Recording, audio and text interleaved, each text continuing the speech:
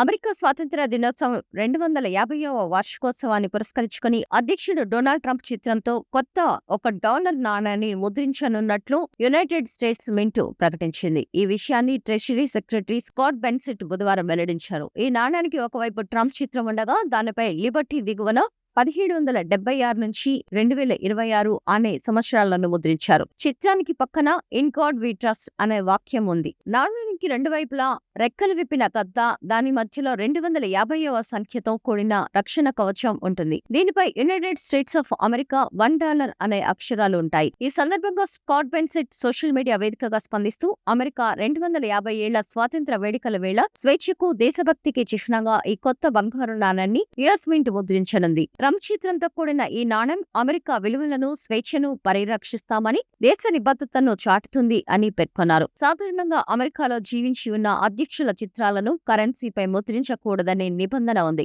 అయితే 250వ వార్షికోత్సవ ప్రత్యేక సంచికల కోసం చట్టంలో మినహాయింపులు ఉన్నాయని అధికారులు స్పష్టం చేశారు. గతంలో 1926లో అప్పటి అధ్యక్షుడు కాల్విన్ కూలిడ్జ్ చిత్రంతో నాణ్యాన్ని విడుదల చేసిన ఉదాహరణలను ఈ సందర్భంగా గుర్తు చేశారు. ట్రంప్ చిత్రంతో $1 నాణ్యాన్ని ఎప్పుడు విడుదల చేస్తారు, ఎన్ని ముద్రిస్తారు అనే వివరాలను ప్రభుత్వం ఇంకా వెల్లడించలేదు. కాగా ఈ నిర్ణయంపై ప్రస్తుతం మిశ్రమ స్పందనలు వ్యక్తమవుతున్నాయి.